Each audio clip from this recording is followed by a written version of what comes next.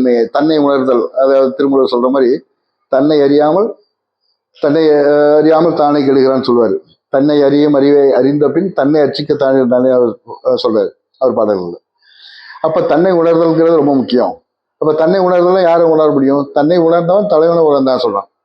அப்ப தலைவன்னா நமக்குள்ள இருக்க அந்த இறைத்தன்மை, அந்த தனக்குள்ள இருக்கிற அந்த இறைத்தன்மையை உணர்ந்து அதனுடைய இறை குணங்களை உணர்ந்து அதுதான் நம்மளுடைய இயல்பான குணங்கிறத உணர்ந்து அதை மேம்படுத்தினோம்னா நிச்சயமா நம்ம ஆரோக்கியமாக வாழலாம், மன அமைதியாக வாழலாம், எல்லா செல்வங்களும் நமக்கு கிடைக்கும், மகிழ்ச்சியா இருக்கலாம் அப்படிங்கிறத உணர முடிஞ்சு. இதை நான் அதுக்கப்புறம் ஒரு முறைப்படுத்தி இந்த 3 வகையில, ஒன்று இயற்கையை ஒத்த பழக்க வழக்கங்கள், 2வது இயல்பான சிந்தனை முறைகள், 3வது இறையை பற்றிய ஒரு புரிதல், அதை தன்னை உணர்தல். இது 3 ஒன்றா சேரும்போது தான் முழுமையான ஆரோக்கியம் மனுஷனுக்கு கிடைக்கும். அப்போ அதை உணர்ந்த பிறகு அதை சொல்லிக் கொடுக்க ஆரம்பித்தேன். கிட்டத்தட்ட ஒரு 15 ஆண்டுகளுக்கு முன்னாடி, 13-14 ஆண்டுகளுக்கு முன்னாடி நான் உணர்ந்த விஷயங்களுக்கு மற்றவங்களுக்கு தீட்சை முறையில் என்னால் கை மாற்றி கொடுக்க முடிஞ்சிச்சு. எனக்குள்ள இருக்க ஆற்றல் மூலமாக அவங்களுக்குள்ள இருக்கிற இறைத்தன்மையை தூண்ட முடிஞ்சுது.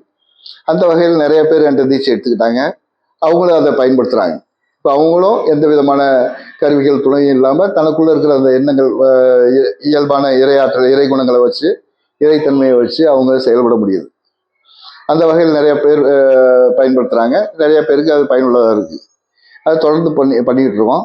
இப்போ இறையுடன் ஒரு நிமிடம் ஒன்று கூடல்ங்கிற முறையில் இதை நான் தினமும் காலையில் ஒரு கூகுள் மீட்டில் சொல்லிக்கிட்டு இருக்கோம். அப்போ அந்த வகையில் சொல்லும்போது இது நிறைய பேருக்கு போய் சேருது.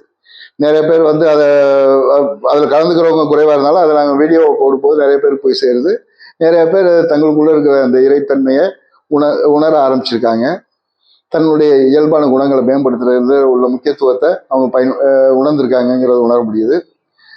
அந்த வகையில் நிச்சயமாக ஒரு மகிழ்ச்சியான ஒரு அருமையான சமூகத்தை உருவாக்க முடியும், மக்கள்கிட்ட ஒரு நல்ல மாற்றத்தை உருவாக்க முடியும் அப்படிங்கிறத நான் உணர்ந்திருக்கேன்.